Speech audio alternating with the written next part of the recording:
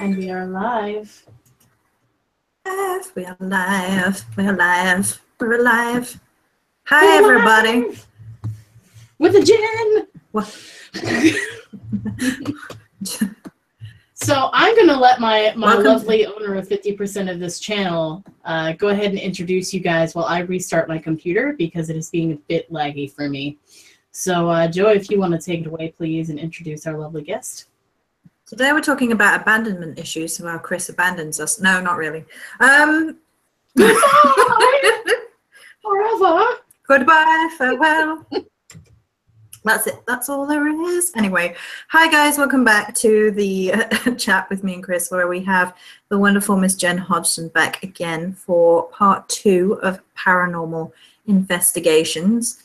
And part of the reason why Chris needs to reset her computer right now and make sure it works properly is because we have audio and video and possibly pictures for you guys to look at today.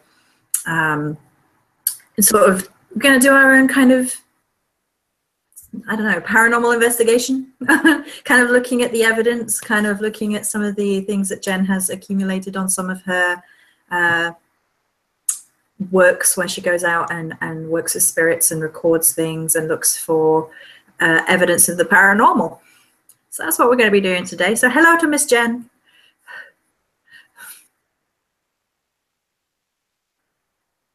Can you hear me, Jenn?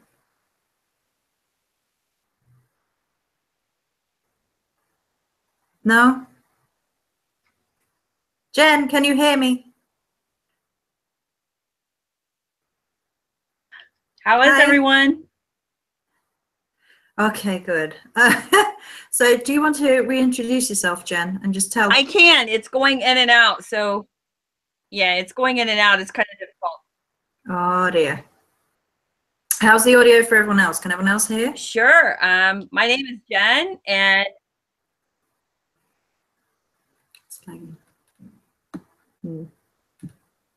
good.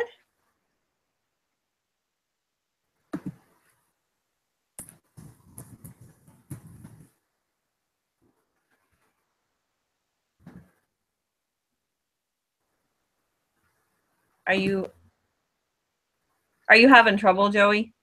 I think we're lagging. I think. Yeah. Can you hear me as I'm talking now? I can. Yes.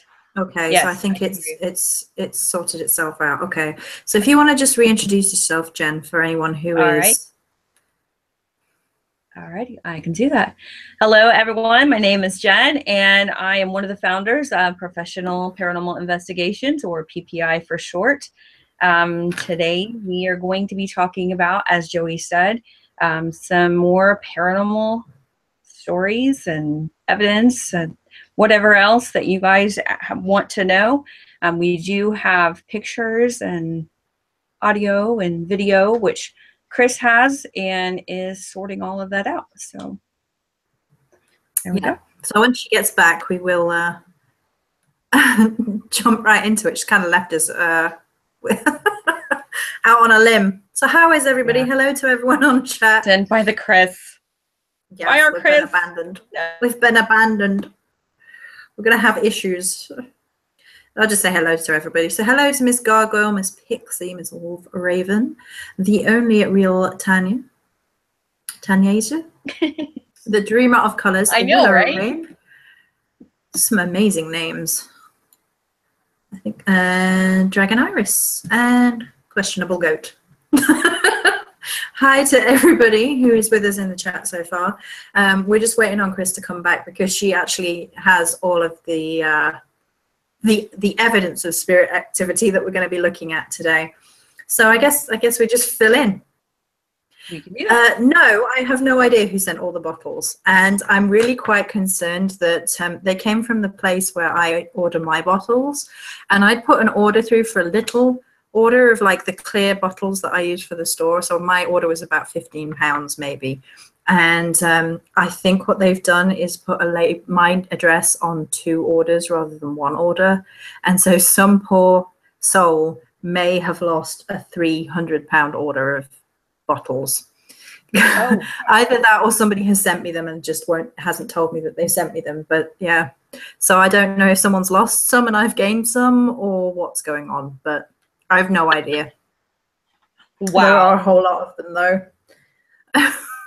Wow, that's a lot of bottles. Oh yeah, yeah. They came yesterday, and it's a lot.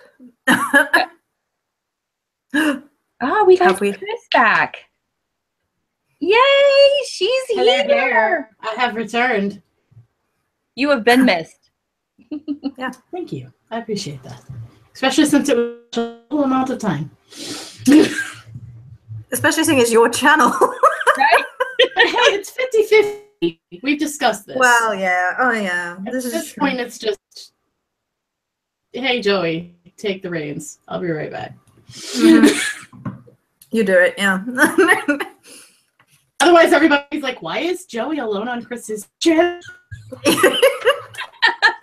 Right? It's mine now. This is a takeover. Yeah. Shall I do a card pull? Why not? I'm going to do a card Discussed pull. already. Just like an introduction and what we're doing. We just reintroduced Miss Jenn for anybody who may not have seen the first. I'm sure everybody has seen the first Paranormal Investigation one, but just in case you didn't, we reintroduced Miss Jenn and said what we're going to be doing with regards to physical evidence, audio, pictures, and video. Correct. And today's Halloween card is Invisibility for Ghosts. Ooh, that's perfect. That's awesome. All right. So, guys, what I've done today is nice enough to send me a bunch of pictures and videos and things of that sort of different investigations that they've gone on. And I wanted to share some of the pictures and videos and kind of talk about it with her today. Her kind of, I don't know, talk about some of her experiences because everyone likes ghost stories, right? Absolutely. Haunted houses, haunted buildings, you know. Yeah. Books. Books. Books. Spooks of Bottle Bay. If anyone has seen Spooks of Bottle Bay, put your hand up right now. If not, everyone thinks I I'm haven't, so my hand will remain silent. Something for you all to Google once you've finished. Spooks of Bottle Bay. Of Bottle Bay. Yeah. Okay. Who sent you the bottles? The spooks. Maybe. See? They knew it was coming. So, We've already done that. You missed that bit. People asked in chat about the bottle. well, yeah, because it was like 20 minutes of the end of our last live where it was like, why? Bottles? What? I know. That was hilarious. I sat here and I laughed at that point. That's what we want. We want people to have a giggle at the end of things. Yeah. That's why a lot of times we just sign out in song. Mm-hmm. All right. So let's see here. I'm going to get my screen share on. When I'm showing the videos, by the way, heads up to everyone, including you two in the chat especially. Showing the videos because the audio is going to show through my internal microphone in my computer. You won't be able to hear my voice. You'll only hear that. Okay. So if I'm showing video, I can't speak. Which is We really found a hard. way to silence Chris. It's a really difficult place for me to be in.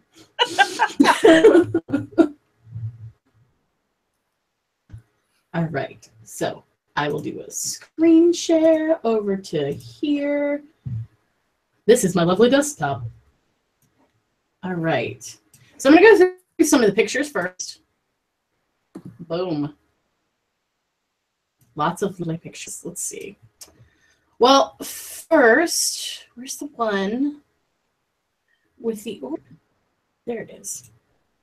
Above your head. Yeah.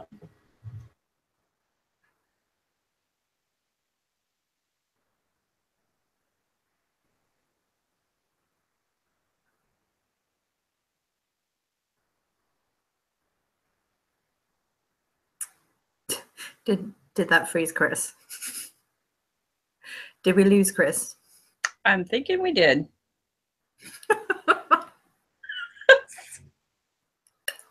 All right. Well, if she's showing the ones from the hospital, it doesn't surprise me, because even when I would talk to the person who was basically the caretaker of the place, things would happen while we were on the phone with each other. So Yeah. So it doesn't surprise me if that's the one she's starting with. So we've got Ghost in the Machine, basically. Ghost in the Shell reference. Anyway. I'm guessing we did. I'm guessing Chris is frozen up. Well, start as we mean to go. Oh. Hang on, I'm going to mute that.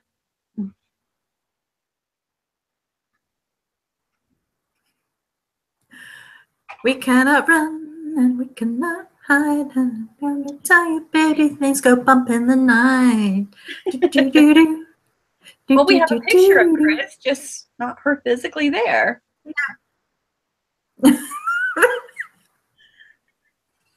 Well, is chat still with us? Can someone say something in chat? Yep, Ghost in the Machine. Chris is gone again. Well, maybe she's going to have to edit all of that in after. It might be. Because, yeah. Okay, people can chat's still here, so it's just Chris. Well, this makes for an interesting live chat, I guess. How's everybody? How's everyone doing? Everyone feeling spooky and Halloween ready? We can talk about that. Is everyone ready for Halloween? I know I am. Absolutely. Absolutely. I've been playing with this Halloween Oracle a lot. I'm going to do a video about it because it's so good. That is one deck that I don't have. So a friend sent it me as a gift because I never bought it because there was a huge hype around it when it first came out, and I was kind of like, And so I didn't buy it when it first came out. And then my friend sent me them when I moved here because I lost all my Oracle decks. And I was like, oh, actually, these are really nice. I'm going to find some of the best ones. Well, I'll just entertain everybody. Throw salt at it, yeah. See, that's one of my favorite ones, is the one with the veil on it. The veil. Oh, nice. Nice. Yeah, and then they've got like skulls. So the Skull of Darkness is that one. Ooh, I like that one too. There's some really lovely cards in here. And there's Skull of Stars, which is like starry-eyed little lady. So it's not going to show up very well, but because of the lighting in here. But it's got all stars behind it, and it's pretty. So yeah, I love it. It's a preview for you guys. Nice. I'm going to do a full video on them because they've been really interactive for Oracle cards. Do you carve a turnip or a pumpkin? Generally speaking, we still carve pumpkins in England because the turnip is the origination of that in England and the UK. So carving, we cannot see you. You can't see me either.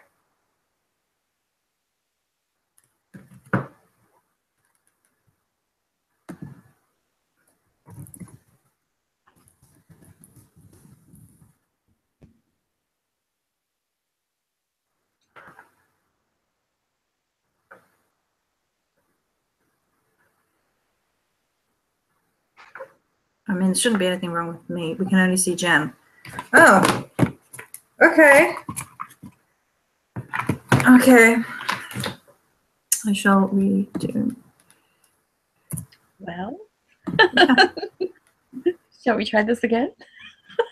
Stay there, Jen. I'm gonna I'll reload mine. Okay, Chris now. Yes, I am here. I'm gonna reload mine because apparently chat can't see me. Oh, can they see Jen? Yes. Well, now we'll just have you and I for a few minutes. How about this? Would you like to discuss how ghosts can mess with technical things? We can, because it does happen. That's what I was telling Joey and everyone else, that if you are starting with the picture from the old hospital, that does not surprise me, because every single time I would speak to the person who was basically the caretaker of the place, things would happen all the time. We would lose connections with phones. The beds would start to shake afterwards. I mean, it was quite interesting. Yeah. Joey is back. I was going to start with the one that had the orb above your head when you're sitting. Okay. Okay, that's at the jail. Okay. So the jail apparently is the one that. Are we just going to put pictures on afterwards? What are we going to do? Okay, good. So we had ghosts in the machine. What? That's what we're saying. Apparently. You can see all three now. Awesome. Thank you. Oh, thank you for modding again, Random. Random's like our faithful modder. Are we trying again? So then we can start with the hospital, since this is relevant to what's going on. I'm pretty sure. Let me find it. Fingers crossed. Touch wood. Right. Someone throw salt at we're gonna try this. Let's see the church. All right. We're gonna try it. We're gonna try it, everybody. Fingers crossed. Exercise your white sage if you've got it. All right. Is this Yay! Is this yes. working? Okay. Yes. Yeah. We can see it. All right. And that is okay. So what experience here? Because I know you were talking about like you wouldn't be able to bring the picture up. I wouldn't be able or something to. Like that. You said there was a lot of technical issues with this. Well, with the hospital, this is actually a picture of the jail, the old Hartford City jail. Okay.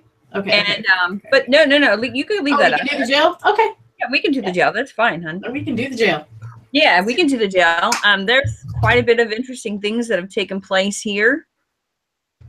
One of the things that before we even visited this place, the very first, like the night before, there was actually a man in an orange striped jumpsuit in our kitchen.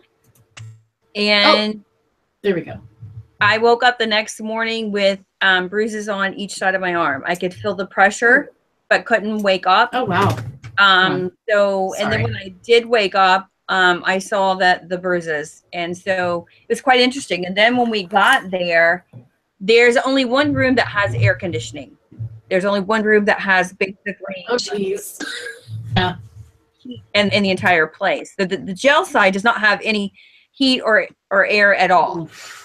And so the night that we were there, it was really hot, like 100 degrees hot. And we're sitting in Dan's office. Dan Allen is the owner of this building. And he was starting to tell us some of the history of the building. And I'm sitting in this chair and I have this huge, heavy chest filling. And for me, when I have that, it indicates that somebody has passed away from something that has to do with the chest. And as I'm asking about the jailer who previously lived there and had passed away, if he had died from a heart attack, and that was confirmed. And once that was confirmed, all of those fillings went away. But the filling was so uncomfortable that I literally wanted to leave the air-conditioned room and go back out to the rooms where it was like 100 degrees. It was that bad. But it's quite an interesting place. On 2 different occasions, there was a little girl's voice. And on one of the recorders that we had, well, actually, one investigation on every recorder that was on every level, because there's like 3 different levels to this, or actually 4. It's actually 4 levels. Because there's an attic, and then the 2nd floor, the 3rd floor, and then the basement. And this little girl's voice, you could hear all through this location. And way back years ago, the jailer and his family would actually live on one side of this house, of this jail. And on the other side, there was two different levels for cells. There was a cell for women, and then there were the other ones for the males in the place. Mm. And the last investigation that we did there, as I was walking along the catwalk, as they called it, I could actually hear the little girl's voice, and she was starting to talk with all of us. So it was quite interesting. Wow. And you can still do investigations.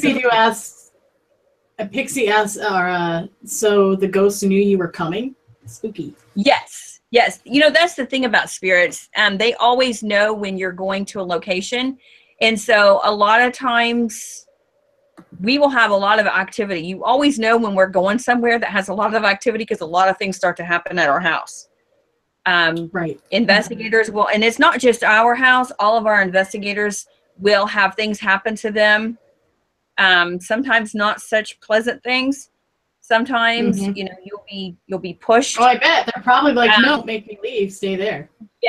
Yes. So activity does increase, but it's not just increases for us, but it also increases for the homeowners too.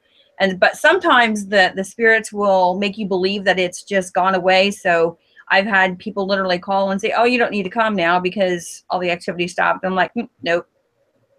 That's false, because they're doing that so that you think that they're gone. So this is in that jailhouse, right? Correct. This was from the last investigation.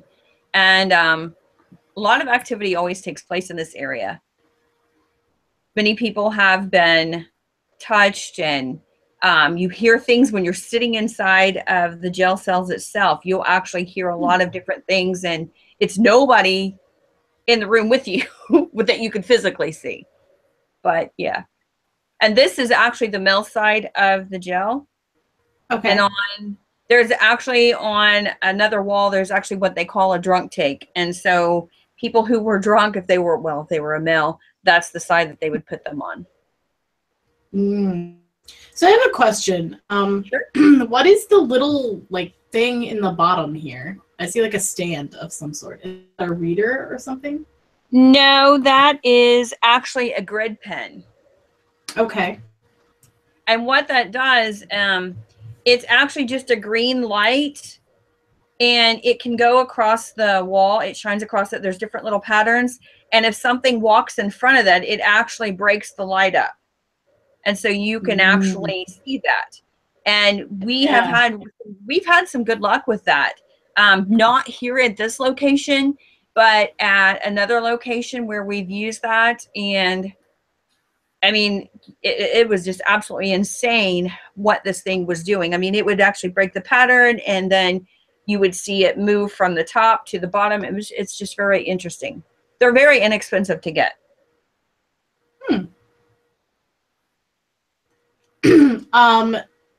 So people are commenting on the fact that there's an orb over your head, obviously. Like that is a thing that's happening. Let me zoom in a little bit. See that a little better.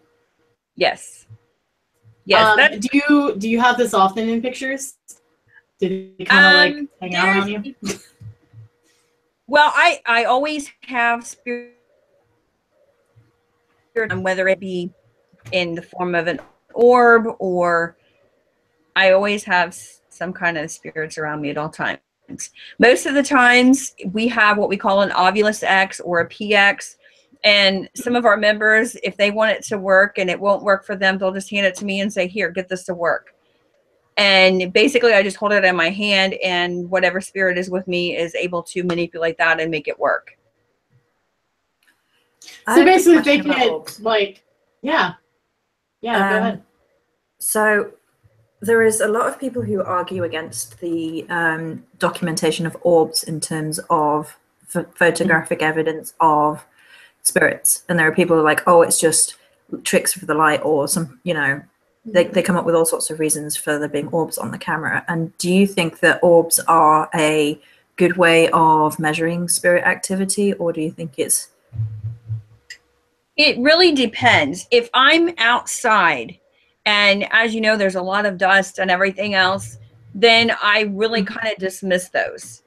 If we're inside of the building and there isn't a lot of dust, you don't have a lot of pet dander or anything else, then it could be an orb. I mean, orbs are still one of those things that there's a lot of things to consider. Yes, a camera lens, if it hits something just right, the particles of dust or something, it will make it appear as if it is an orb, even though it's not. Mm. So that, I mean, everybody has a different opinion on that. And even John Edward, when he talks about orbs, he will say that, you know, if 3 people are taking a picture of the same thing at the exact same time, and only one person has a picture of an orb, then chances are pretty good that's an orb. Hmm. Well, and I also, I mean, I don't do investigations, but when I was younger and I would take a lot of pictures and stuff, I also, like, there are some pictures that you take that looks like it's raining because there's so many orbs, and those are times where I'm usually like, oh, it's probably dust or something. And to such varying degrees, like sizes and everything, that, oh, this must just be like a dusty area, as opposed to like one single orb. Right.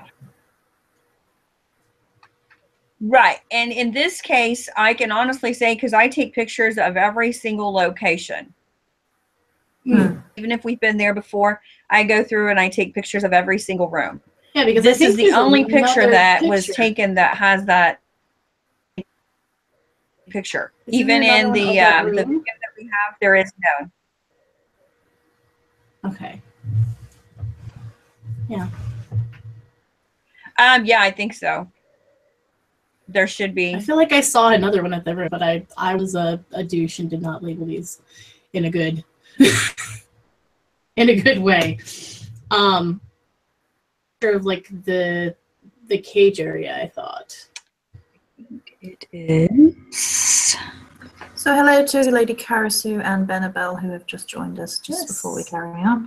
And Mary Morning asks about when you had chest pain and found it hard to breathe. That was when there was someone who died from a heart attack, and that was like a spiritual indicator, right? Correct. Well, correct. That happens. You're going to talk. That happens quite often at different investigations of someone who has passed from anything to do with the chest. It doesn't have to be a heart attack. It could be lung cancer. It could be emphysema, anything like that. And if someone passed away from brain cancer or had an injury to the head of some sort, I would actually feel that pain in that area. And do you think that's more to do with how you perceive spirit, like how you communicate with spirit, rather than it being necessarily or do you feel like maybe that's them being preoccupied with the manner of their death? No, I think it's just that's how they connect with me. That's how I'm able to pass on messages and to get validation that they're present in that location at that point in time. And Tanya asked if there had been executions at this location. There was not that I'm aware of. I mean, this jail was pretty active up until, gosh, I can't even remember. I know it's not, I want to say 1980, but I'm not sure on that. I would have to go back and look at the history of that. But I know it was used for a very long time. And then they built a new one, and then this one was just sold. Okay. Do you see spirits through clairvoyance? Mary Morning asks.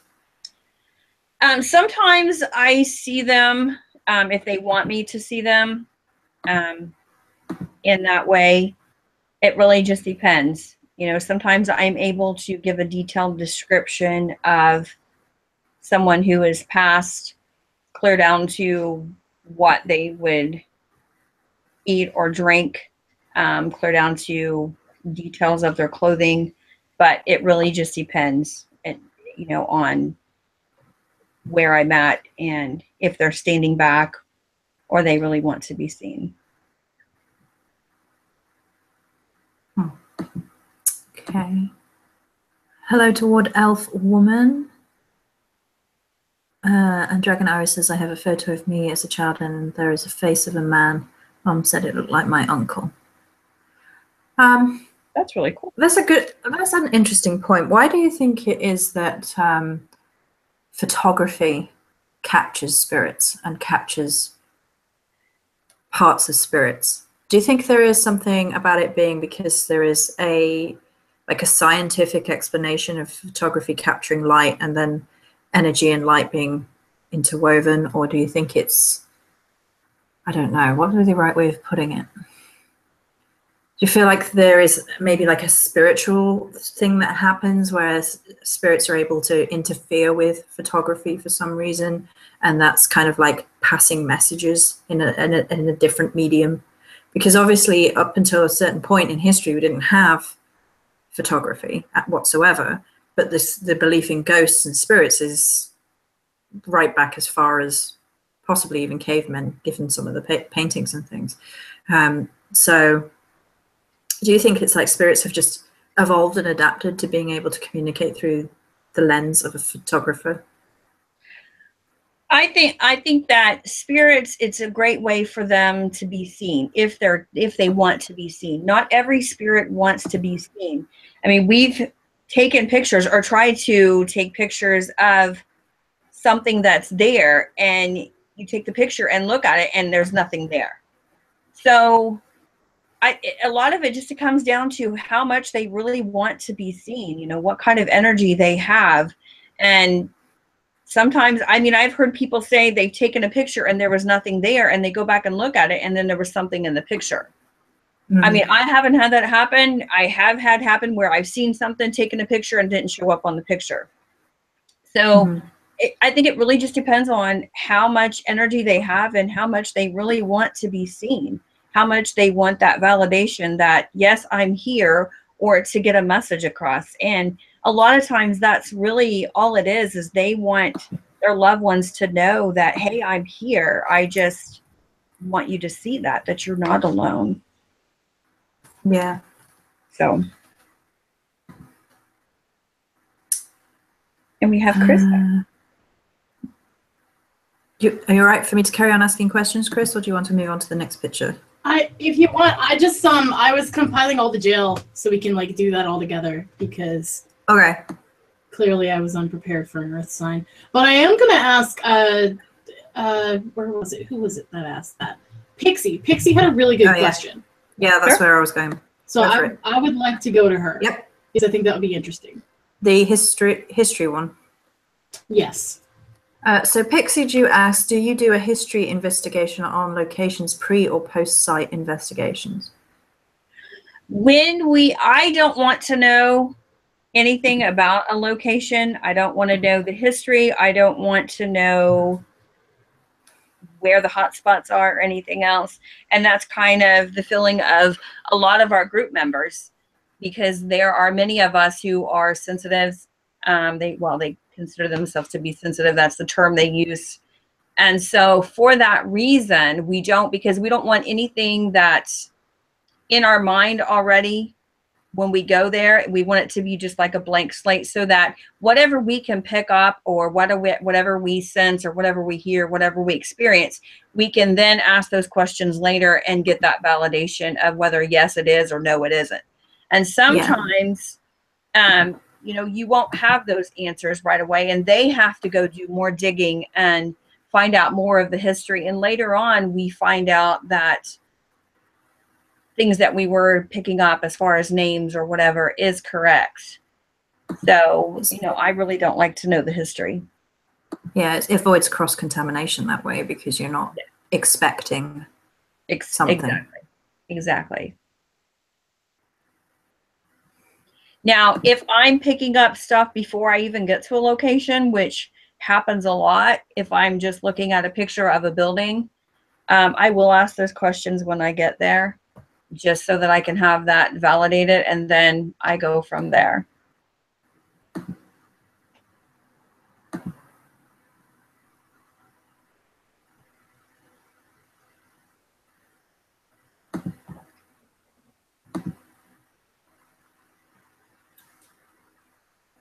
You're muted, Chris. We can't hear you. I was trying to find the window again. I have so many windows. Okay, so I think I've got like most of them sorted now. So let's go through the rest of the jail. Okay.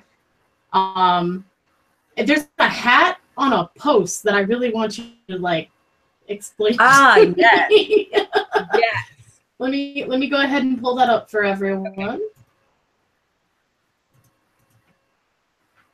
Click on this, and then I'm gonna bring up the hat. And there we go. What is going on? Okay, so this stairwell actually leads up to the women's side of the prison, of the jail. And we got there, the hat was there on the railing, and we walk through the rest of it to bring in the equipment, whatever we're doing. And we come back and this hat is on the floor. Well, it's not in front of the stairs, it's on the side, like on the floor and on the side. And it's crazy. And we're like, okay, who knocked that over? So we're asking everybody, did you knock that over? And everybody's like, no. And so that's why that's there, because we found it very interesting that the hat was there originally and then on the floor later. And those are the that it was. That we take. What was that, Chris? I said, and proof that it was. Yes, yes. And that's the kind of things, because you'll have people saying, well, we found messages on the mirrors. And so you want to take pictures of those mirrors so that later on you can go back and look and say, okay, yes, that was, because we've had that happen. Somebody had, we had taken a picture, or I had taken a picture of this bedroom, and the kid's bed had some of the covers lifted up. And so later on during the evening, the mother went in there and she's like, oh my gosh, the covers are up. Well, I go back and I look at the camera and I'm like, no, they were already up. So that's debunked. So it's those kind of things, but you always take pictures of hats that are on different things. You take pictures of mirrors. I mean, there's a number of different things that you want to kind of photograph, so this way you can go back later on if something happens and say whether it is or whether it's not. So that makes sense. We do have a couple people asking where this is located. It's in Hartford City, Indiana. Good, it's guys. oldhauntedjail.com if you want to go check that out. That's actually from the hospital. This is from the hospital. Sorry.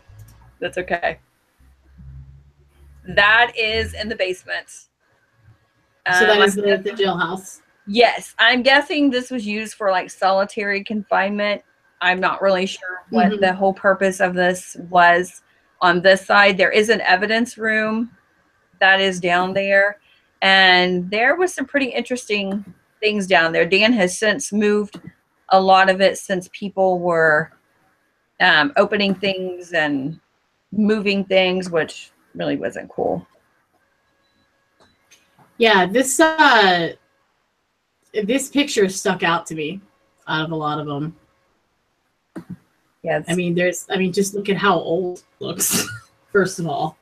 Yeah, it's quite interesting, and it actually there's a way that you can walk all the way to the back of that too.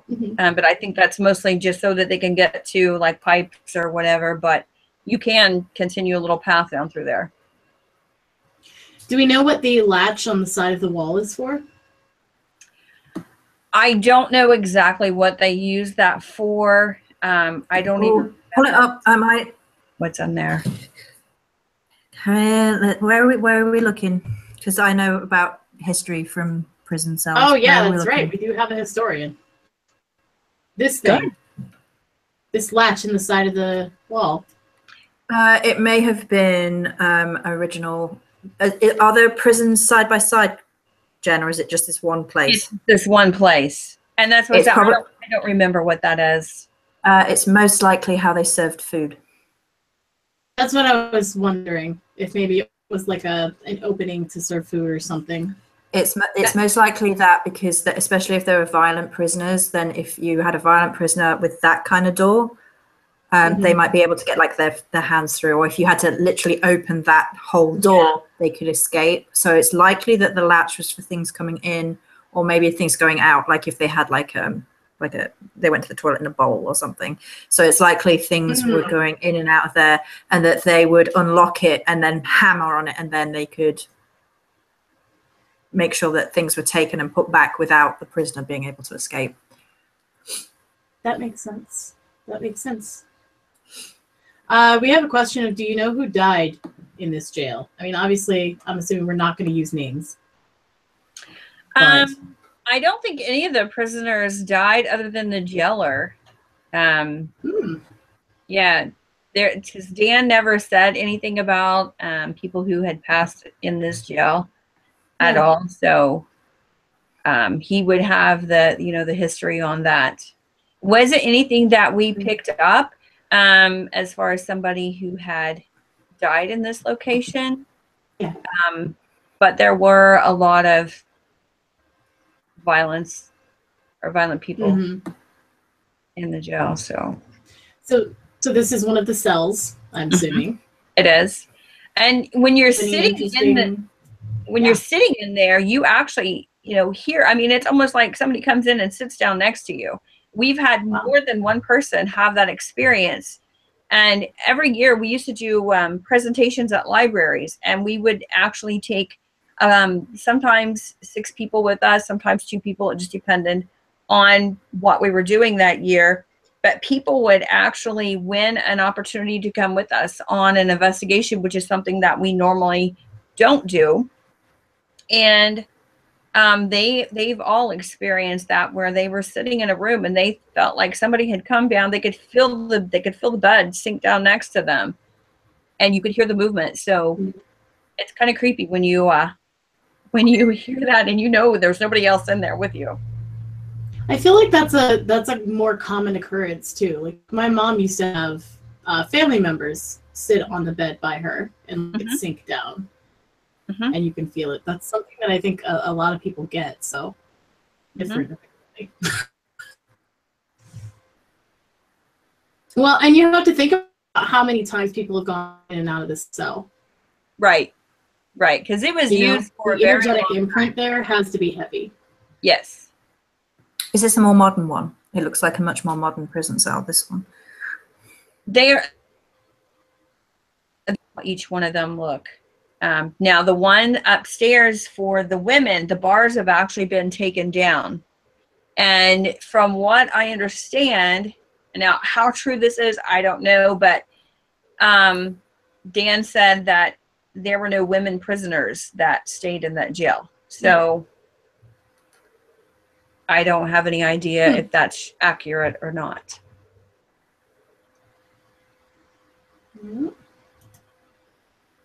So this is the other picture I was trying to find of the holding place. It's the longer hall. I assume these are like different cells. Correct. Yeah, and there's actually only one way in this place and one way out, other than through the doors, obviously. But for the prisoners, what they would have to do is they would go through, it's a shower area, it's a bathroom, and you walk through and then go around to leave from the other door. Because there is another entrance and exit to this.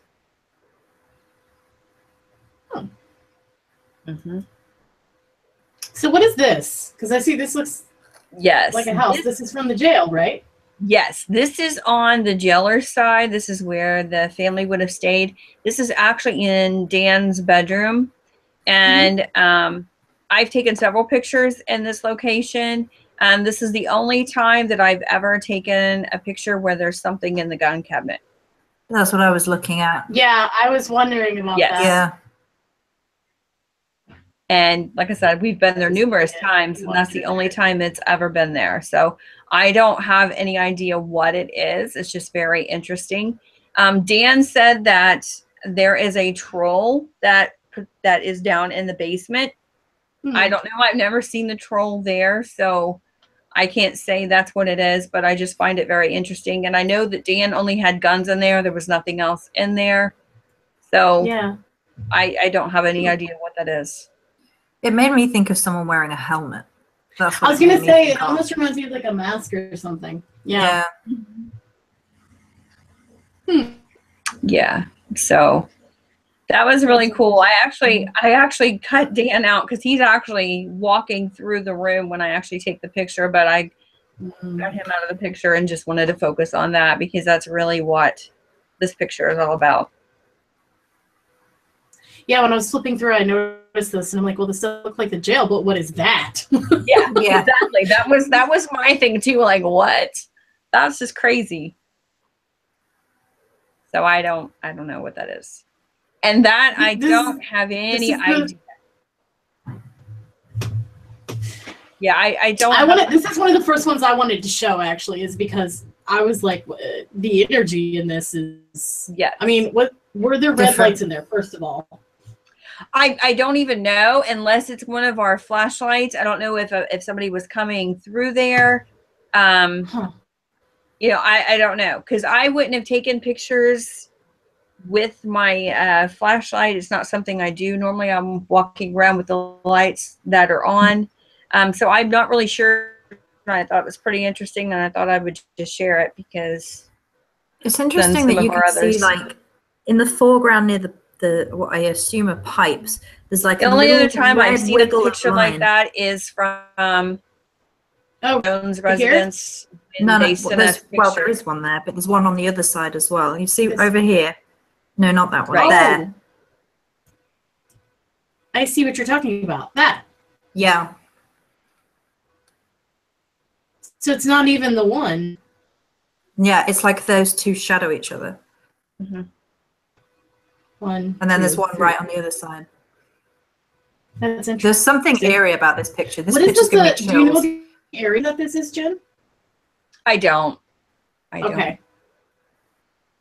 Yeah. This photo, I mean, some of this might be the door handle. It looks like it's a door. Mm-hmm. Like this piece right here. Mm-hmm. That echoes this. Yeah, I thought it was really interesting, and I was like, we'll just share that. Because I don't know what that is. Like I said, I've only seen that one other time. That's from the Jones residence when they sent us pictures that was used on and that investigation was part of my ghost story, and it was also part of part of Paranormal State. And okay. Yeah. There is something about the energy of this picture. Yeah, no, the energy is what jumped out to me. Mm-hmm. There's a shape. There's a shadow right by the door. The door in the background, you can almost see a shadow right where that light ends. You see where the purple light ends? Yes. You can almost see a human figure. Oh. With an arm coming across. And then you can see legs. Yeah. You can see two, actually. I think but the second one looks like it might be up against a pillar, so that could be explained away with the pillar. But the one right next to that purple wiggle looks like a person to me. We've had a lot of interesting experiences in this gel. There was something that looked like a scarf flinging up in one of the video clips, and nobody was there. And there's no doors, there's no windows that would make that happen. Because right across from the living room is Dan's office, and then you go upstairs to the bedrooms and then to the attic.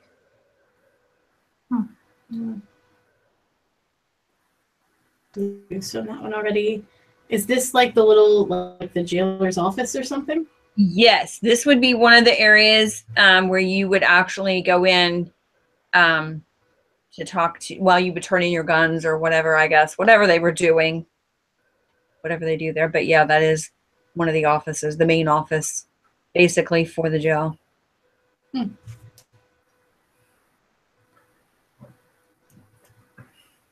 This is back in like the living areas. Correct. This is the living room, and right through that door is like an area that leads into the kitchen. So what is this? Is that dough? I don't. Is that? I don't know. I don't know what it is. I don't know if there was something sitting there and we just didn't pay any attention to it. But I found it really interesting that it was there. Again, this is another thing where I was going through photos and I was like, well, that's kind of weird. And I had asked Terry, which you see right there, he's one of our investigators, and he has no idea either what that is. I asked. Yeah, I mean, you can even see the reflection of the room in the TV to see that there's nothing. Exactly. Standing here, there's nothing. So right. And so this would be pretty early on because the lights are on, and normally we don't investigate with our lights on. So we would have either been on a break or we were still in the process of setting things up. I don't have any idea what that is. So it's quite interesting, but to me, it looks like a person, even though I know it's none of our investigators. So I don't know. It's just quite interesting that was there. Yeah. Yeah, when I was flipping through, I was like, oh, wait a minute. Yeah. You know, and I thought maybe there was a window or something shining, but. Yeah, no, the window is actually farther in the kitchen. And I think there's only one window because the other window is a pass-through for that leads, I believe, into the jail. Yeah, it looks like there's like a laundry room of some sort too in there. Yeah, that leads. All of your equipment wasn't even fully set up and stuff. So, no. Yeah, no, with the lights on, that tells me that we were either on a break, number one, or we had not even completely set up. We may have been showing other people around who were with us. So, but yeah, that's what that would indicate, because we always investigate with all the lights out in every single room. So. All right, and then we're back to the beginning. So now, is there anything else you want to share about that? Otherwise, I'm going to. No, not that I can think of right off the top. Okay. No. So these two are from. Yes. It looks like they were grouped together. So. Yes, that's from the Crump Theater. Sadly, you can no longer investigate there. It was a awesome place. We've had other groups tell us that they caught images of something sitting in the chairs, and actually one of the people who did that was MRIPA, and I'm not sure if they're still investigating, but Jason Baker is the founder.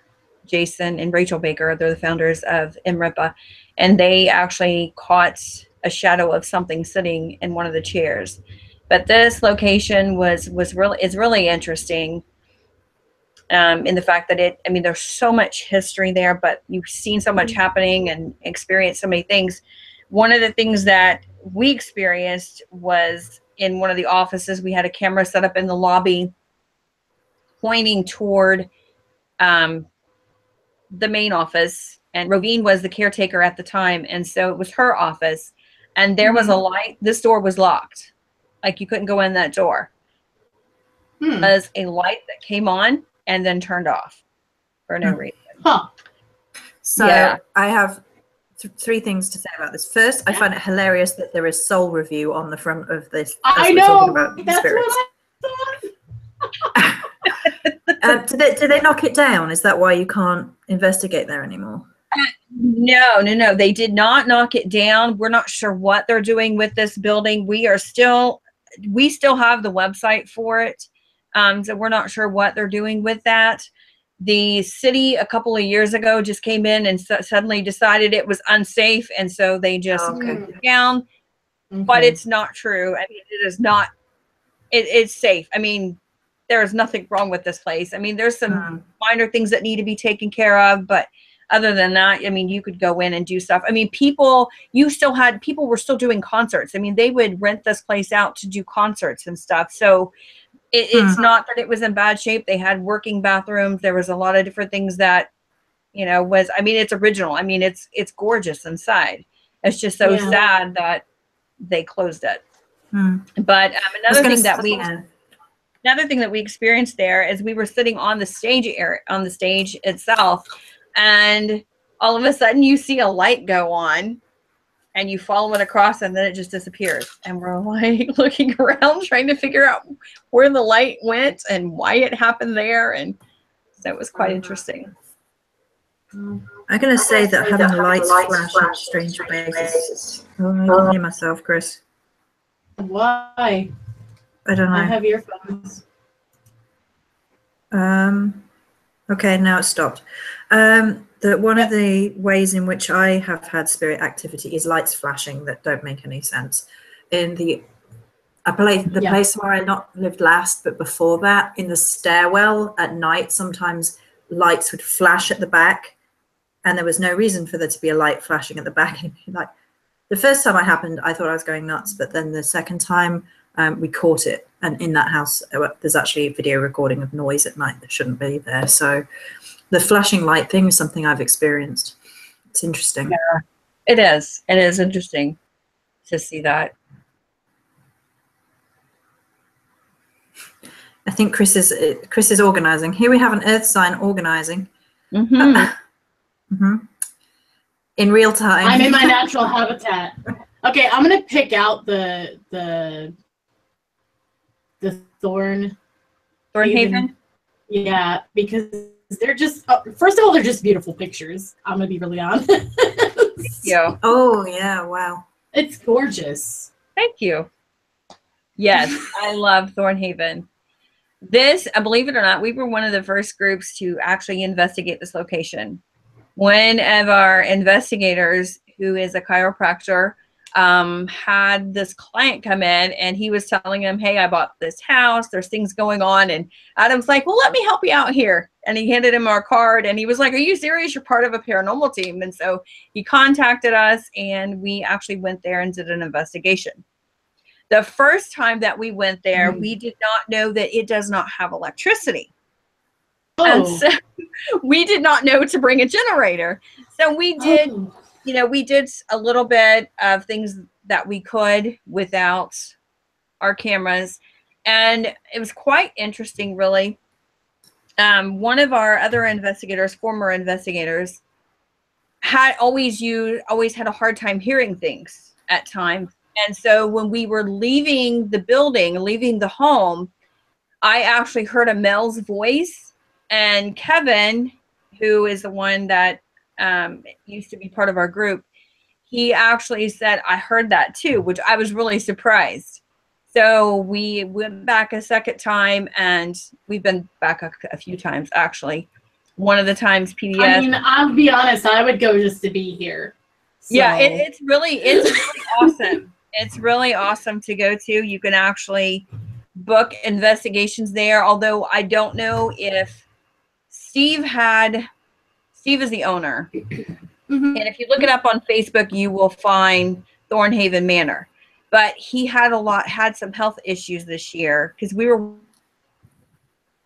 back because of health issues. So I don't know when he's going to open this back up for investigations. Where is Thornhaven located? Did we say? Like, it's in Indiana, and I can't never remember the place. It's local. I mean, well, it's not local, but it's in Indiana. But I will send I will send you the location of that. Yeah.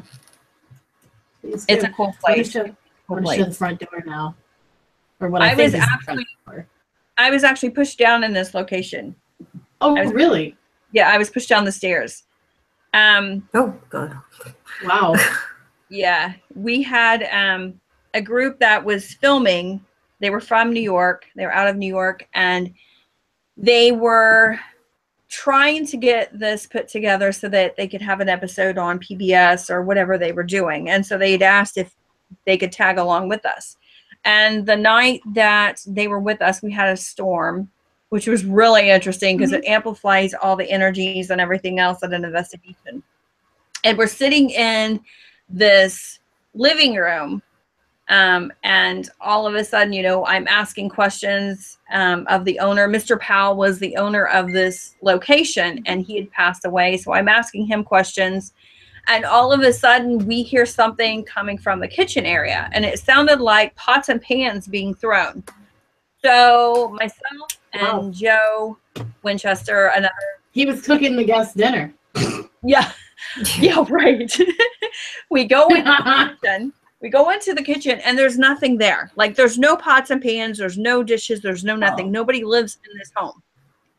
And so we didn't see anything at that point in time, but watching back the cameras, you could see the camera had been moved. Like it just shifted really quickly.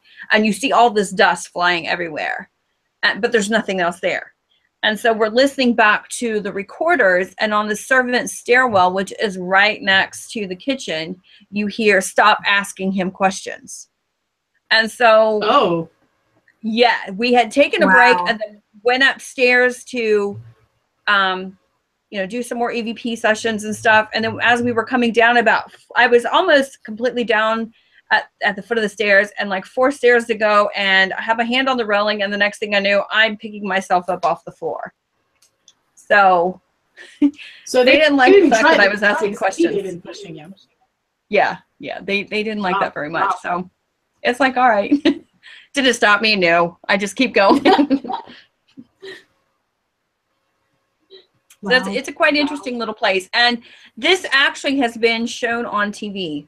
There's been and I don't remember which paranormal group was there, but it was actually on TV. And the things that they picked up, the shuffling, it almost sounded like when you were in the living room upstairs, you would hear like a trunk being pulled across the floor.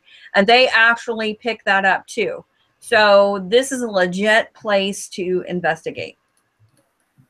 And this is actually the stairwell where I was pushed down. So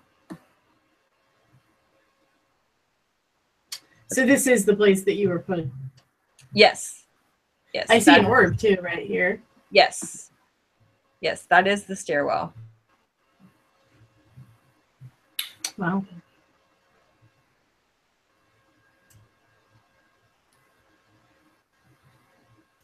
Yeah, and I will say there is all of Jenn's links, again, I'll say, is underneath this video.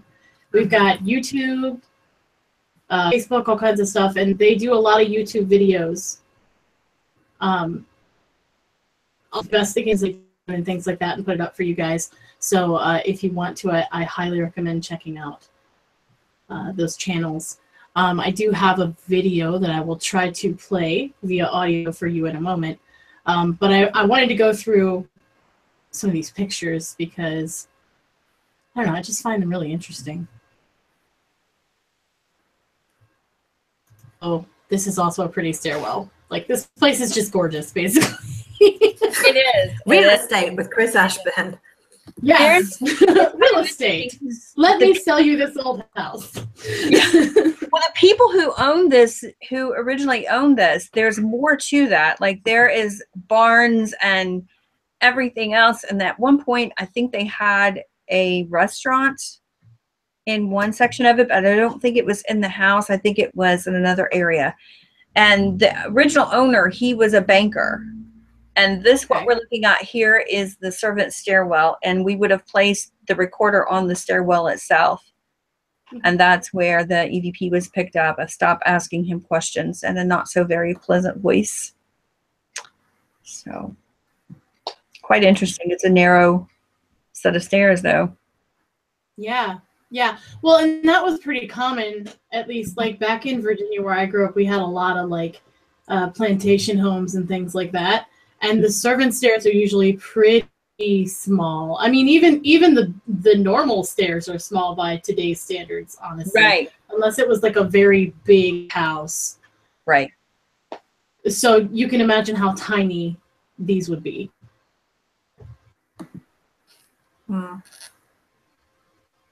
Very narrow, very steep.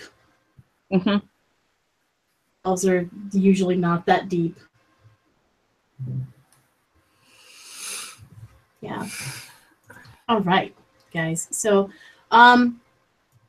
you're Thornhaven, you're Thornhaven. And I think everything else in here looks like the hospital, right? Yes?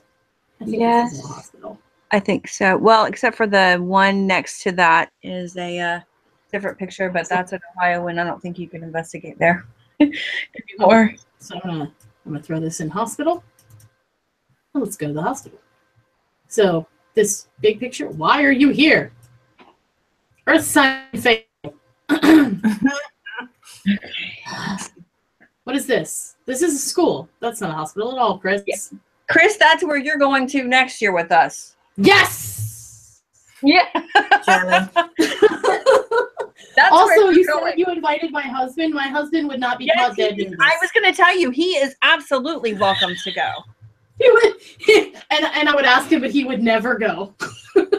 No, seriously, I really would like for him to be there too. It would be a lot of fun for him too. No, I'm not saying that because of that. I'm saying because I love him, but he's also a bit of a scaredy cat when it comes to this stuff. Well, we'll protect him. So We'll protect him. And it's really amusing because he's this big, burly, hairy guy. I was going to say it's Viking. Yeah. Yeah, he doesn't look like it. Yes, that's where you're going next year, and you're in for a treat. Oh, excited. And that is All right. So this is from the hospital. So, and yes, this is the hospital. Okay. Yes, this is the laundry area. One side of the laundry areas. There's actually two sides. A lot of activity took place in this building. This is actually now a retirement home type of building, which is scary in itself. But so far, we haven't heard anything out of that. But when we were there, it was just Steve and myself, and we were walking around the building, taking some pictures. We had picked up the keys, and we hear running in this area. And I'm like, okay, who's with us? And so we're looking, and there's nobody there. You hear running, and you just hear tons of different things. This place during the day is interesting, but at nighttime, it takes on a whole different feel. And at 3 o'clock in the afternoon, there are some areas where you need a flashlight because it's really pitch dark. I mean, you would think it was midnight in some of the areas. It has no electricity in the building, or it had none at the time that we investigated. So you would need to bring a generator in order to use any video equipment or anything else that needed. It's something a lot of people don't even think about when they think about ghost hunting, is that a lot of these areas don't have electricity. Right. There are several locations that don't. Now, Ashmore Estates, which is in Illinois, they do have electricity. The great thing about Ashmore Estates is all you really need to do is bring your DVR because the cameras are already set up. So you just need to plug in and go. So that's a great place to investigate. And we're actually starting on the audio from that location. So I don't have anything from there yet. But this hospital, we investigated several different times. I did an episode with my ghost story about this location. And the guy who was filming all of the episodes, normally he would walk through a building by himself through the homes. And he would not walk through this building by himself. We actually had to follow him as he filmed the building. We had a lot of camera equipment failure and just all kinds of other things. Is this still that is not the hospital. That is another location. Okay. Well, the Lost Limbs Foundation actually has that. This is hospital, right? This is hospital. Yes. This is a very interesting room. This is one of the offices right by this desk, the brown desk, as you see, is where I was standing when I was holding a K2 in my left hand, and my hand literally froze where I couldn't move it. And my cousin's name was picked up, and the next day he had actually passed away. Oh, wow. Yeah. And that was like a very common theme. It seemed like people who worked here and had something to do with anything, because after it was a hospital, it was bought out by somebody else, and they rented some of the rooms out. And people would have all kinds of experiences there then, and then people also passed away. And one of the things that the owner originally believed was that his son was still in the building.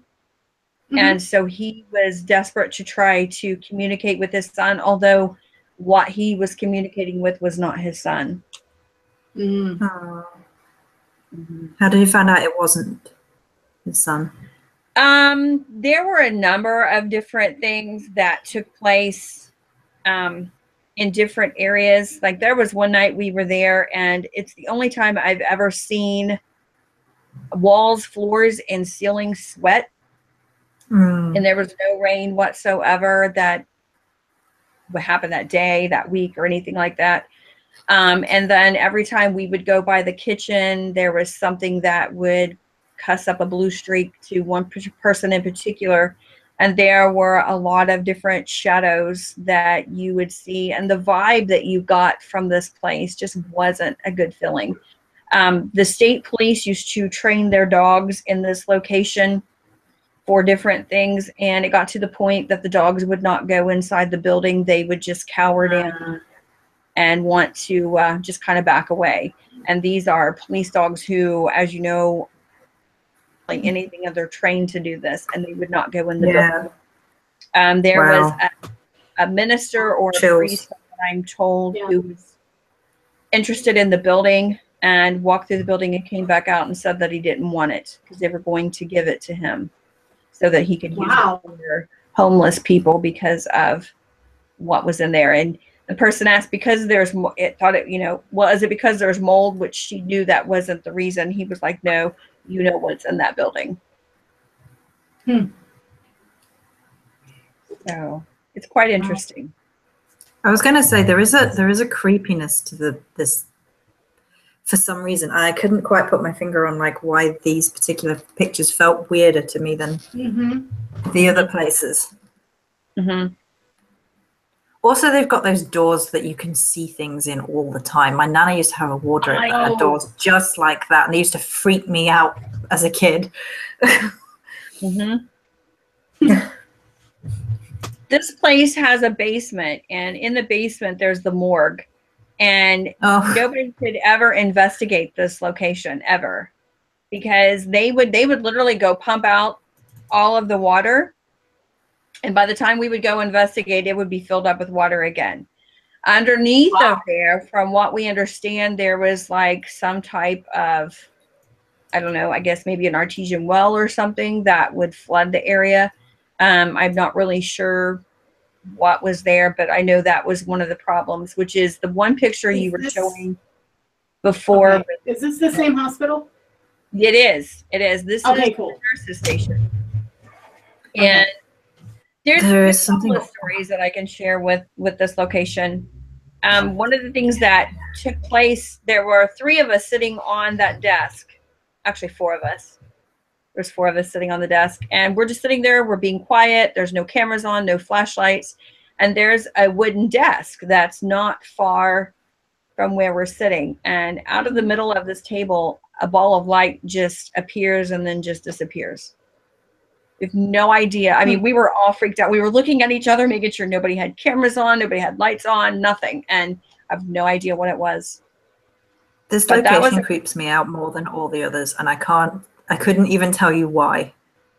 We were in that room, and the owner's daughter was with us. She was standing next to me. It was she was standing to my left, and she had like this vinyl vest on, and you could hear something take their hand and run it down her back. I mean, she totally freaked out, and she looked at me and she thought I did it. And I looked at her and I was like, how could I touch you? I have my hands full of equipment. There's just no way. So that was one of the most interesting things. And she's the one that would get cussed at every time we would go past the cafeteria. You would hear all kinds of pretty language. So they like to mess with her. Yes. Yes. There was a police officer who, I don't know if he's still an officer there or not, but his wife actually worked with her inside this building, and she would say that she would, when people would come in, she would have like sage and everything else around her desk trying to protect her, sand, salt, whatever she had around her entire desk. Wow. Yeah. Yes, this is the third floor, what they call the psych ward. And this is the Yeah, hallway. you can tell. Yeah. But this was quite an interesting. I don't really know what they used this area for back in the day, but they just considered this to be the psych ward. And at the end of the hallway, not where you can see the door, but the opposite direction, there is an elevator.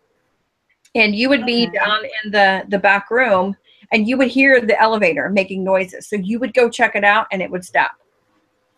And the last time, well, actually, when we were doing our B-rolls for my ghost story, when we had done a walkthrough of the building, there was no chairs in the hallway, just as you see. And when we came back up, there was actually a chair in the middle of the floor. Wow. Yeah. There's something about this location that looking at the pictures is actually giving me a headache. I'm having a physical reaction to this location. The reason I said I'm not surprised it's the psych ward is because, like, energetically, the overlay that I see is like, you know how when like old 90s movies or music videos where they blur movement? Yeah. That's what it is. It's like a bunch of blur of movement in all different directions. Like spastic I was getting like this, like eyes being scrunched up and like hand in the head like this. And that's what I'm getting, like a visual when you said that, I'm like, oh, I can absolutely see that, like that energy in this. Yeah. Yeah, the last investigation that we did there, there's a little closet next to the door, and somebody had, I don't know why it was locked. It was never locked before, but somebody had broken into it, and there was a piece of wood from the door on the floor, and we would have the camera set up just as you see this picture, and you could see the little piece of wood pick itself up and fling itself across the floor, and not a single person is up there. Because we had just went downstairs and had taken the recorder, and we were going to go shut off the cameras. And so we have no idea who even did that. You couldn't see them. All you could see was the piece of wood going across the floor. Chris, Mary Morning asked if you know that we did, or if you know that they did, I didn't do it, if they did lobotomies there. I don't know what they did there. It was a working hospital, so I'm sure they did a lot of different things there. It's highly likely. So I can give you a little bit from a historical point of view, because again, this is something that something that I've looked into. So like crime and things like psychiatric hospitals and like them putting criminal people in there is something that I've done in history. It's highly likely, especially in America. America especially was heavy on lobotomy and electric shock therapy. Like that was less common in other areas of the world. It did happen in other areas of the world, but it was more common in American hospitals, particularly before I think it was before the 70s and 80s. I think that's when they started to really look at that. So before, I'm going to say the 80s, before the 80s, it was a thing. And only in like the last recent period of history has that been kind of unacceptable. It's interesting because when I went to find some history for my ghost story, the only place that I could find it was at the library, and they were kind enough to send me the 2 pages that they had. And, every person that I would call, they would say, well, you need to talk to somebody else, and you need to talk to this person. You need to talk about. So they won't even talk about it. Yeah. Nobody wants to talk about this hospital.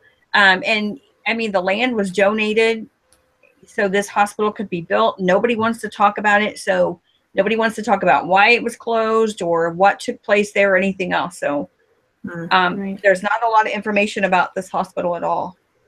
Tanya asks if you can go back one shot, by the way, because she thought she could see an apparition in the window. Sure. I think it was on the previous one. A male nurse. She said which window are we looking at? I mean, I assume it's this. This is the last one we were at. This is the picture, yes. I'm not sure which window she's on about.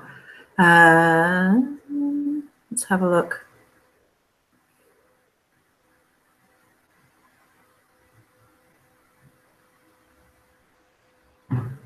There's a face there. Mm-hmm. Oh, I don't even like it. I don't want to look at it. There's something not nice about this place.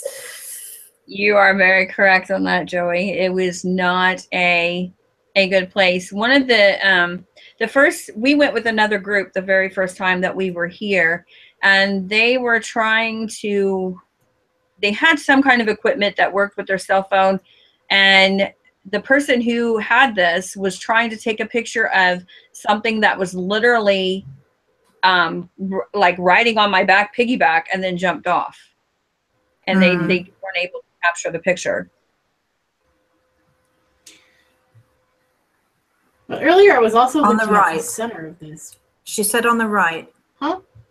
Yeah. So was that where we found that?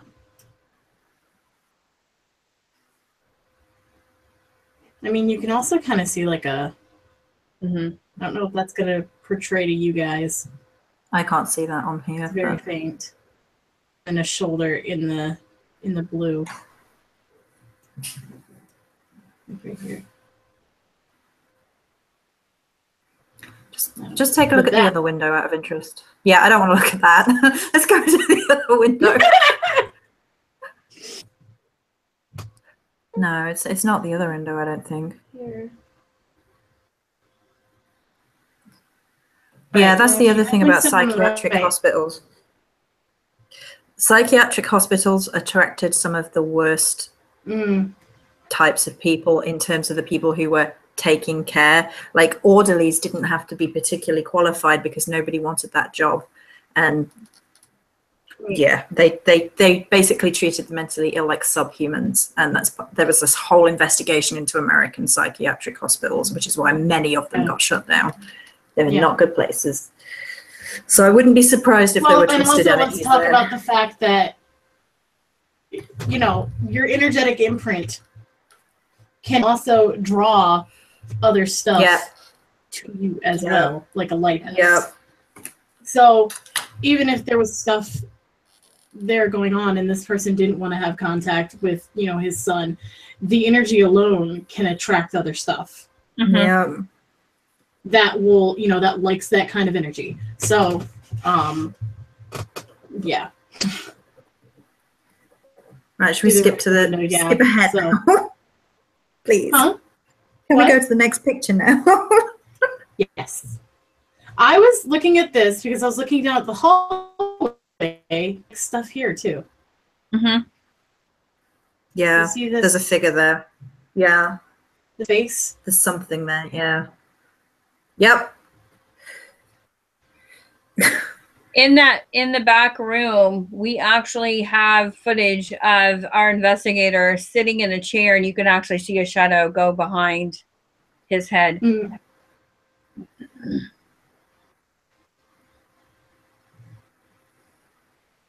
Is this still? It's quite an interesting place. The babies area. In this area, we would always smell bleach and other types of chemicals, even though there was nothing there. Yeah. And this isn't far from the nurse's station either. And you would hear like you would hear music. You could hear music in this place. And there were reports from the neighbors that the TV would go on in room 113 when there's no possible way, because again, there's no electricity in this building.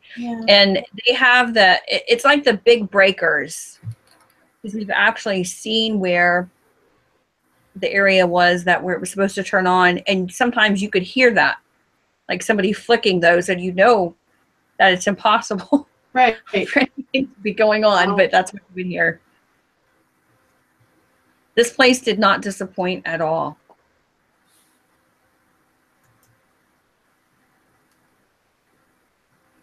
Yeah, this is the kitchen area. Now, the picture where you were seeing the psych ward, myself and Steve and another investigator were up there, and I kept telling them we needed to go to the kitchen. This is the very first time I'd been to this location. I keep telling them we have to go there, we have to go there, we have to go there. And so finally, you know, they're looking at me like I'm insane, but we go down there anyways. And I keep telling them there's something in here. And they're like, well, no, maybe you're hearing the other group of people or whatever. And I'm like, no, you're not listening to me. There's something in here. And the moment that I get really aggravated is when you see a black shadow walk into that refrigerator area, which is kind There's of a closer interesting. picture of this too. Yeah. Let me see if I can find that right here. That right or no? That's actually a different area. That's in the kitchen, but it's a different area. That's not the refrigerated area. Okay, because the shelving looked really similar. It felt similar. So yeah, no, this is a different area. Did anyone get locked in there? I just had like this really strong feeling like someone was in there and the door started closing or something. Like, it's very possible it didn't happen when we were there. I mean, This we place had a is gonna give me refrigerator nightmares. move on us. There was a refrigerator that was in the corner that we came back through, and it was in a different area. But we didn't have a. But Joey, there was a door, not this particular door. Now there was a door that was locked, or somebody was actually physically in there and holding it shut. We're not for sure. We were doing a walkthrough of the building because you always did that when you first got to this location. And the door would not open. It was a bathroom door, and it wouldn't open. So we're like, okay, we'll come back and check that later. And then when we came back downstairs, the door just opened like nothing. So yeah, I had a feeling about this place. Yeah, I'm gonna be over here with my water. Yeah, we've actually had a generator just completely shut off on us when it had plenty of gas. And we had literally just been downstairs checking it, outside taking a break, checking it, making sure it had enough gas. We go back in, and 10 minutes later, it just stops. So, wow. But in this location, you would actually smell pancakes and numerous different things. I mean, that was one of the smells that you would always have in this location. The other room that you were showing, Chris, we were at Command Central, and we were watching the DVR to make sure all the cameras were still working and everything else. And the room with the door? Yes. This room. Okay. There was a piece of equipment in there where you could actually tell if somebody was speaking or not. It's almost like a recorder, how it moves when you talk. And so we were seeing that, and so we run down to this room, and it just stops. No reason for that to be happening because everybody was accounted for. Everybody was in the same location. So again, we're not sure what happened. We've had recorders in this particular area completely shut off and erase everything that was on it. As if is nobody that like a pile of wood on the top shelf? Is that what I'm seeing up here? I'm not sure what that is. There was a bunch of stuff left. It's like pieces. Yeah. There was a bunch of things. Like there were videotapes of different things from the hospital that was left there, and you just didn't want to take anything home from this building. One person actually did. And oh god. Wasn't long after that. He was a Reiki master too, and not long after that, it just totally it just messed this man up. Yeah. Wow. Yeah. Okay, so then this was shot from the other angle as well. I see, because I recognize that bottle. I want to say about this picture. See, there's a lot of. The kitchen's pretty big. It is. And that's just the one side. There's actually a cafeteria side where was, just as massive for people to sit and eat and whatever. It's quite big. This place is huge. I mean, you would need, oh my gosh, I don't even know how many cameras you would need to cover this place. Is this is what we call as well? Yes, it is. It's what we call the records room. Okay. Quite an interesting little story with it. Do you have things moving in this room? We don't have things moving in this room. There's a room not far from this where things were moving, but not this particular room. Yeah. Yeah. This case gives me the creeps, I swear. This room, there was, I think it was around the 4th of July, because there were some kids messing around outside, and we had taken a break. We were taking a break so that we could go, you know, address and find out what was going on with these kids. Why were they out around the hospital? You know, that kind of thing.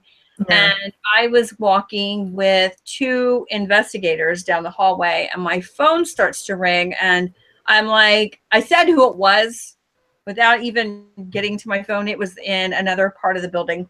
So I'm rushing to go get my phone, and one of our investigators felt like her legs had been grabbed by a small child. Later on in the night, I'm in this room and I'm asking the question, are you the child who grabbed Jamie's legs? And on the recorder, we hear back, no, it was me. And it wasn't a child, but it was a man's voice.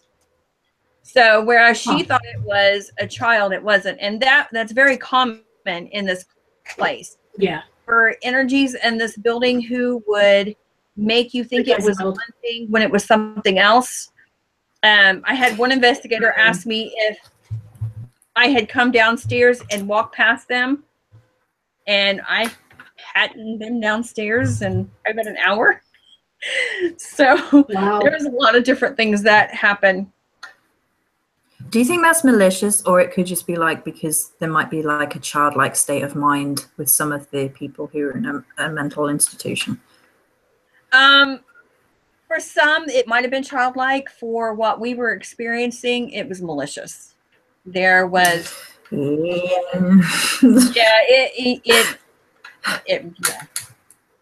was just. I get that feeling.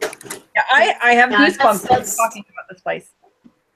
No, that's what I was thinking. Is anytime, in my experience, most of the time, when they use a child as like what you see, usually not a child. Yes. Yes. Yeah, it was pretty creepy. One investigation, we were all sitting in the hallway, and you see like a flashlight go from one end of the hallway all the way down to the other and then back again. And we're all just sitting there in just disbelief of what we're actually witnessing at the same time. It was incredible. Yeah. And there was about 20 people in the hallway. So everybody had seen the same exact thing, and it was just crazy. You just didn't expect to see that. All I can think looking at this picture is I bet that house right here, that's a lot of interesting action. Yes. Well, what was like, I don't know that I would want to live that close, you know? Yeah. Our group would show up to do an investigation, and people would be outside sitting there like eating popcorn and stuff watching our group. Oh my gosh. It was like we had our own little personal audience, but they always knew when people were there. Yeah. They're probably like round 3 at this point. Exactly. What's going to happen now? Yeah. So these are the windows at the nurses' station again, I assume? Yes, another side of one of the areas in the hospital. We would always pick up the number 6 in this location. You would ask, you know, how old are you? And you would get the number 6 every single time. It feels like spirits fucking with you, though. That's what that feels like. Oh, yeah. You don't ever trust what was said in this place. You were never going to get the correct answer.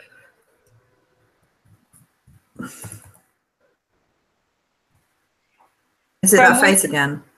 From one of the stories that we were told, there was one of the maintenance people that was buffing the floors and scraping up blood off the floor, and he was using just like a razor blade, and it shot up out of his hands and went almost into his eye. And why would you use a razor blade? He left. He didn't come back for his check. He left all of his tools and said, I'm done. I'm out of here. Yeah. There's a girl in the background of this shop. There's several. There's several here. I can see, I don't know if I'm psychically seeing, but I can see like a girl with long dark hair. One here, one here, one here. Yeah. Yeah. that I see. But that is the same face that goes through a lot of these pictures. Mm-hmm. Yeah, that same evil fucker is definitely in all of them. Yeah. Yeah. Wow. Yeah. So what is that looking into? Where's the video of, by the way? What? I'm probably not going to sleep tonight. You know the video is at the hospital. Is the newest video of the hospital? No, it's not. Oh, there you go. Thank you for that. You got some salvation. Yeah. No, Yeah, what no, is this? this What is this hospital has room? been transformed. So What is this room we're looking into, though? What is this? It's just like another area, maybe an exam room. Okay, because it looks like it's like all the cabinetry and stuff looks like it'd be like an exam room or like somewhere to keep medications. Yes.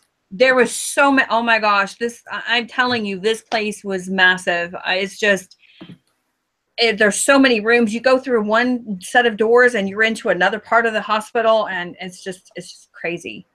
Right there again. Mm-hmm. Wow.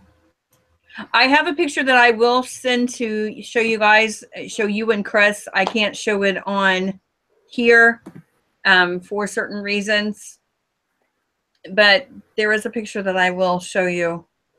If I'm moving around, guys, too much, just let me know. I'm exploring. I'm exploring. Nothing wrong with that. Oh, there's an orb right here too that we didn't even see. I zoom out like that. I can see something higher up, but I can't see that one. If you go straight up, there's like a white line again. Yeah, right there. No, you're too far down. Mm-hmm. There. Yeah. That could be dirt or something, I suppose, but there is a mark there anyway. There's a very faint like circle right here. But when I blow it up, you guys can't see it as well. So No, I can't see it without the original photo, I don't think. yeah. That nurse's station, apparently. All right. This is the infant room again. Correct. Look at this door. Mm-hmm. Yeah. Wow. I mean, it's just crazy. Like the first time we were there, there was a ton of original equipment, stoves and everything else in this place, and they auctioned it off, and people purchased this stuff, which is why you on that. Seriously. They auctioned this stuff off. It's absolutely insane. It's like you people just took home a bunch of stuff. Yeah. Oh my gosh. Is it me, or is it like they picked the creepiest looking like furniture for this place as well? Look at those clocks. They look like they belong in a horror movie. Yeah. Also, why are there two? Yeah. I don't have any idea. That I don't know. I can understand maybe more than two as like time zones or something, but there's two. I really I don't know. Not. This place was just bizarre. I mean, at one point in time, there was a salon in here. What? Yeah. It's crazy. I don't think I'll get a haircut from them. Thanks. No. With a razor Yeah, blade right? to your eyeballs. I don't know that I want them to have blades on my head. Thanks. Yeah. Wow. So we're moving on to the Definitely hospital creepy. now, right? I think that's all the hospital. Let me check.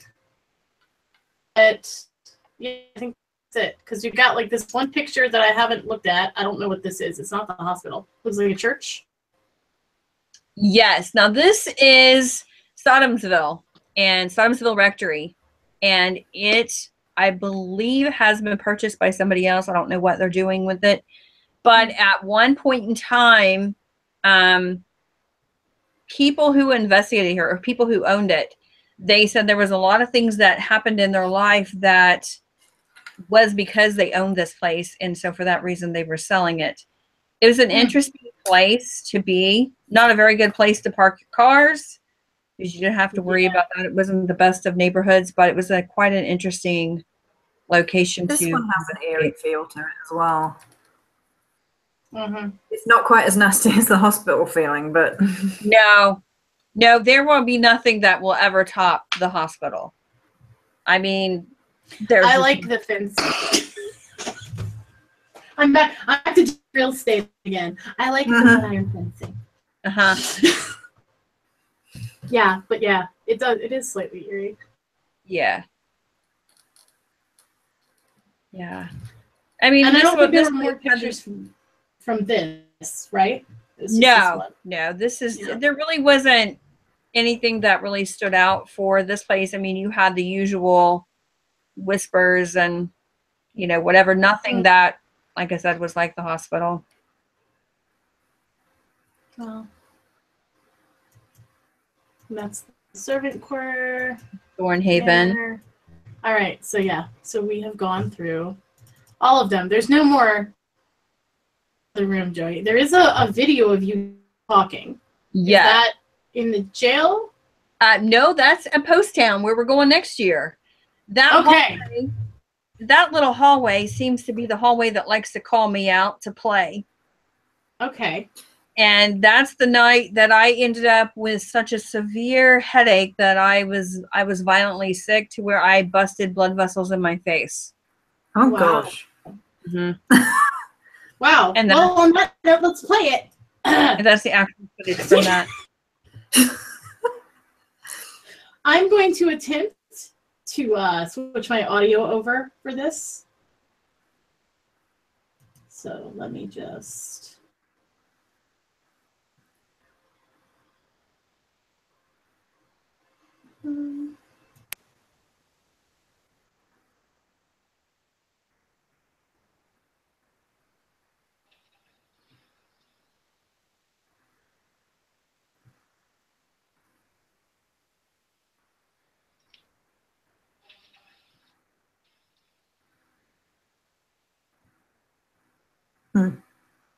There may not have been audio with that.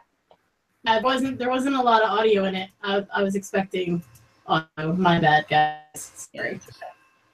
That's all right. I will pull up the other video. But for now, Joey, chat, do you guys have any questions about any of that we looked at? I'm gonna get that video from your YouTube now. Okay. I don't think I have any questions. I was just going to ask chat if they did. Oh.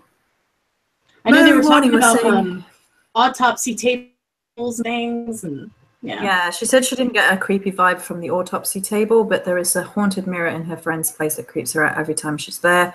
Someone is watching through it, and that's from Mary Morning.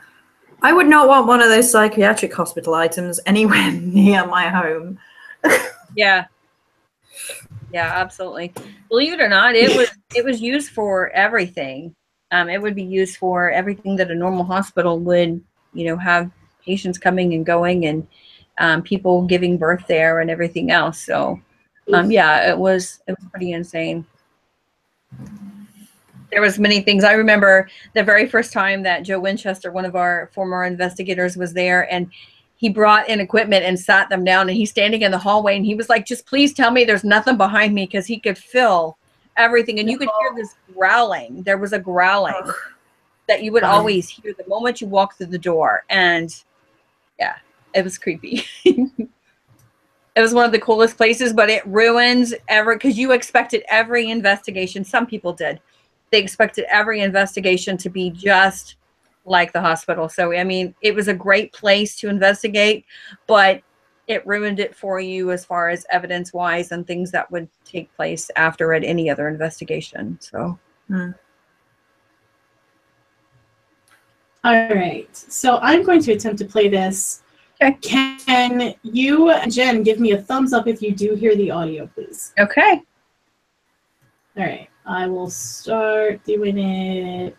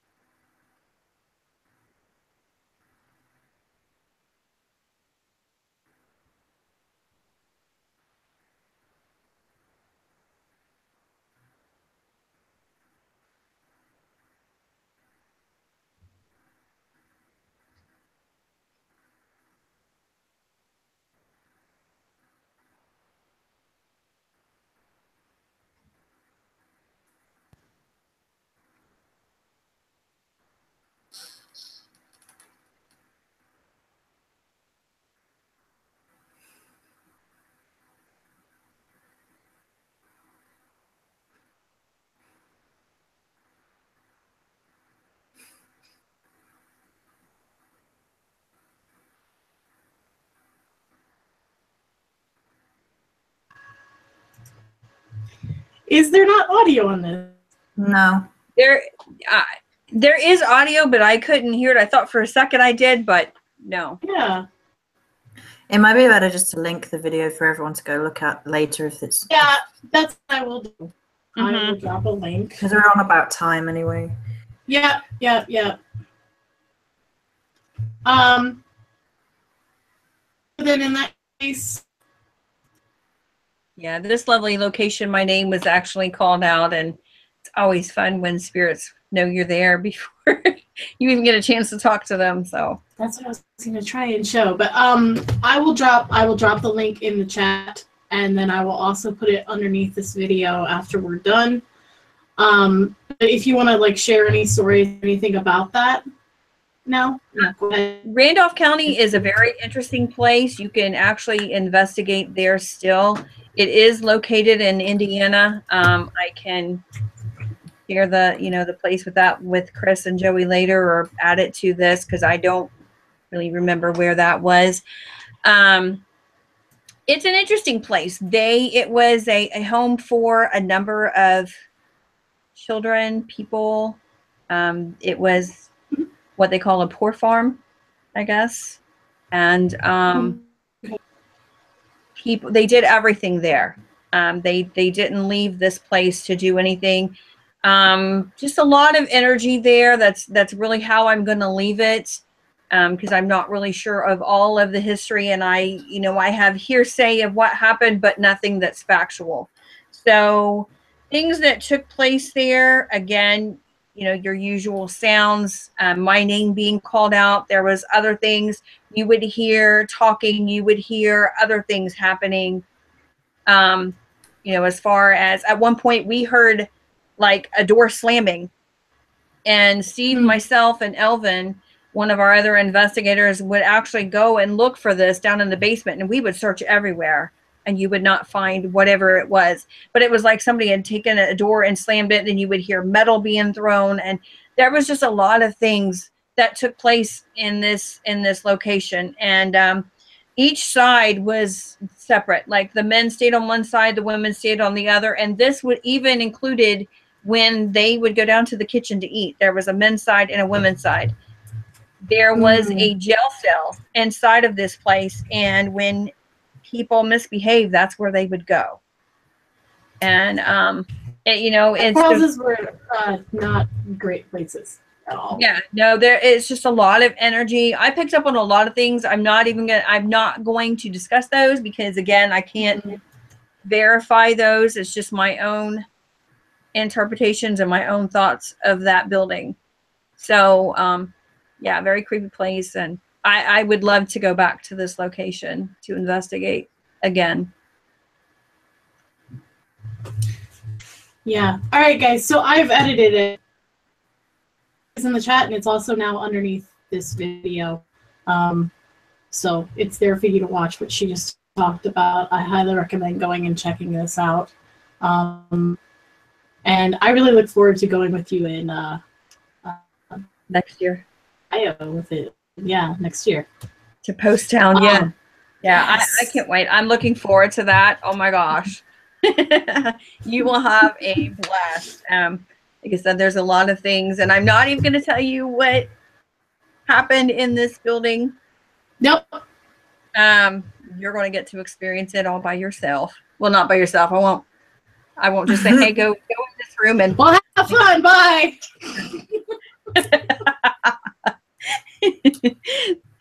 So, Joey, you need to fly here. You need to come here and come with us. What she said. Yeah, I know. Also, I need to go to Scotland. Yes, you do. Oh my gosh, you so need to go to Scotland. That is where we will be heading back. And I told Stephen, I said, but we're going to go see Joey. That's it. I don't care what else we're doing. We're going to see her. So, yay! Yeah. That's my plan.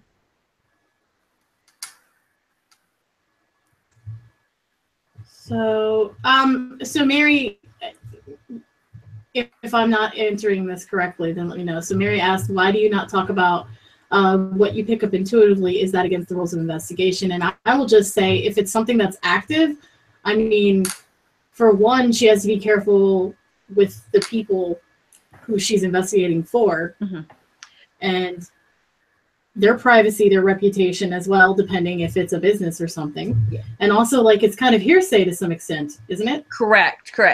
I don't have a problem talking about what I'm picking up. Absolutely, 100%. Just this particular location, there are some things going on, and I would rather not say anything unless I knew that it was a fact. Right. Yeah. So just part of being in a way, because investigators want to fact check. You want to, I mean, that's the whole point, is you're trying to get proof. Yeah. So I mean, it's just like there was another location. I can't even remember the name of it. Black Moon Manor. And there were different groups investigating there, and it turned out to be a bogus place to go. The person, they actually had it on TV, and the original owner seen the video or seen the show and said there's nothing going on there, and all they were supposed to be doing was something else other than what they were doing. So, you know, although we do have evidence from that place, I want to let the evidence speak for itself in this location. Yeah. Right. I totally understand that. Apparently, Pixie says we need to start a GoFundMe page for Joey and Chris to do an investigation with Jen. I would pay to see that one. Hey, we could do that.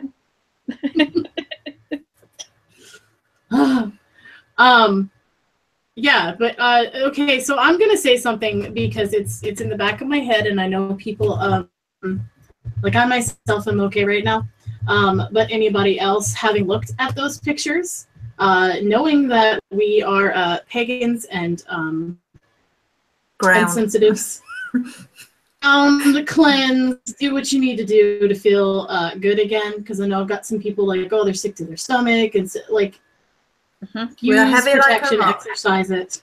Tell you what, let's all do it. Let's all do it before we quit the thing. Let's all do it right here and now. Okay.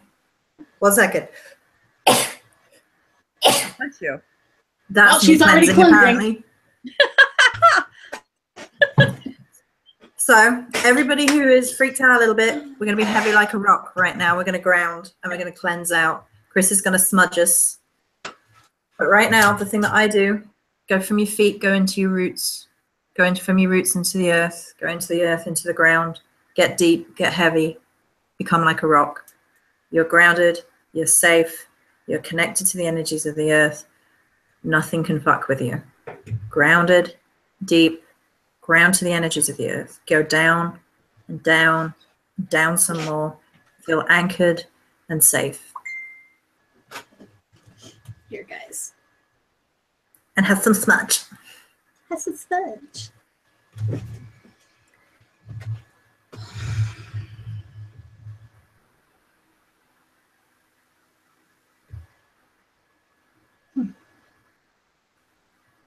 You cannot run and you cannot hide, and you know that things like baby, they go bump in the night.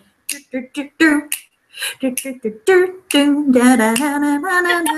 go bump in the night. There you go.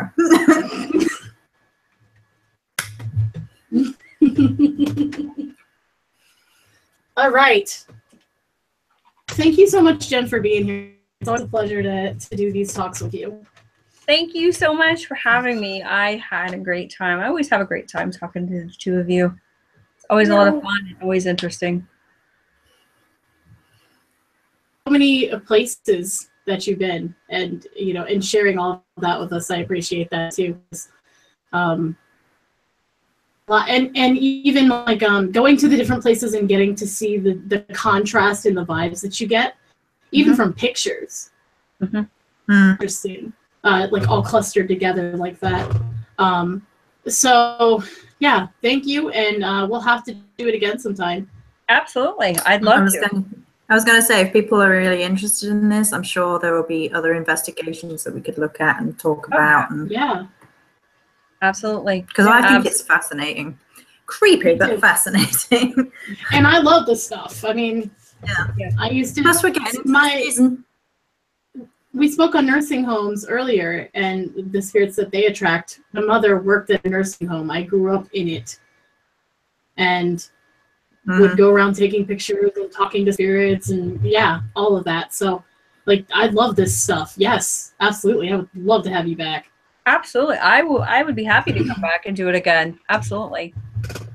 All right. So thank you everyone in the chat for asking questions, for giving your insights, and for just being here and being, you know, like awesome and stuff. Yeah. I love your faces. And Joey, is there anything else you want to say before we kick it to our guest for her goodbye? I will say, if for everybody who is interested in Halloween spooky stuff, the store is now back up and running. Fingers crossed. I've had to fight with the tech team twice already, but you can go and get your Halloween goodies on Story Ed Supplies right now. The smudge is up from last year, which is gorgeous, and we have a new one, which I have one right here, and it fits because it's Bump in the Night. Ooh. That. So Bump in the Night smells like caramel. Holds it up so they can actually see it. That's beautiful. It is.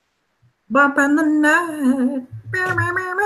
So this one smells like salted caramel and pistachio as well, which is my new favorite thing. So I suggest everybody purchase two. One you can smell, the other you can burn. Yes. And these are limited edition for Halloween only. So if you want some, grab them before they're gone for the year. You had me at pistachio. No, pistachio is my favorite. That's why I was like, that needs to be this year's thing. Yes. I'll actually also add on, because I forgot to, that my shadow work mentorships are now 50% off for the month of September. So if you guys are interested, look that up. The price has gone down from $100 to $50 for an hour, and $300 to $150 for the month. Check those out. I forgot to mention that. Can I mention the book? Yeah, go ahead. And then we're going to hit it to Jen, because Jen's got like 50 channels she needs to talk to. And also, right in time for November the 1st, I'm releasing a book with my other half, which is Echoes of Erebus, which is all about the underworld, particularly Hades, and is going to be a necromantic look at the underworld. Hades, Persephone will be in there because I get to say it. Yes, she will. And rituals, sigils, spell work, and deconstructing myth.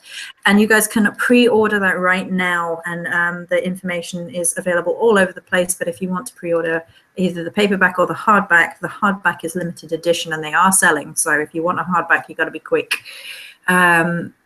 You can come to me and talk to me about it. The cover image is gorgeous. Side note.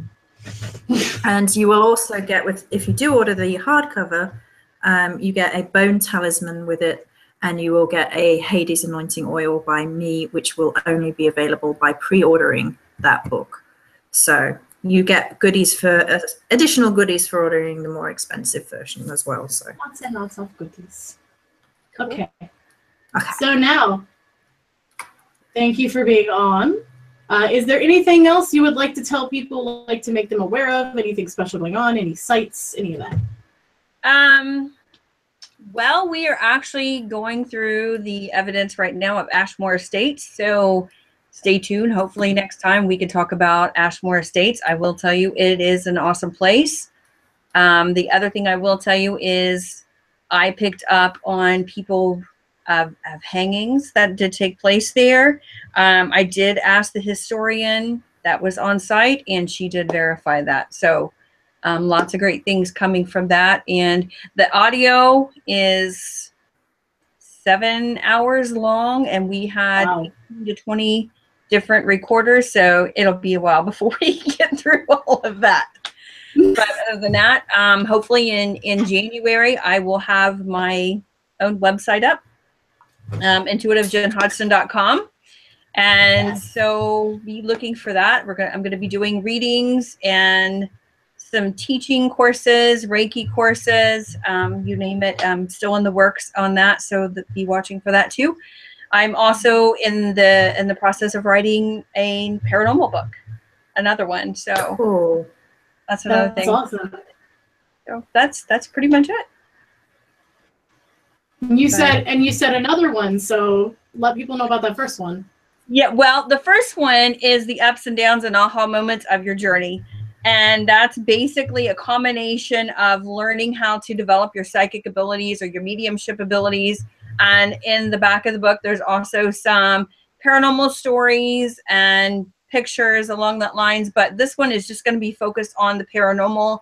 And you'll get to see more pictures. You'll get to hear more of the in-depth stories from different locations, and this will have things from personal, from homes, not just personal, other locations, other businesses where we've been, but there will actually be stories from the homes and stuff like that. So I can actually change some of the names and locations and that kind of thing. So you will get to hear all of that as well. Awesome. That sounds like something I'll be getting then. Absolutely.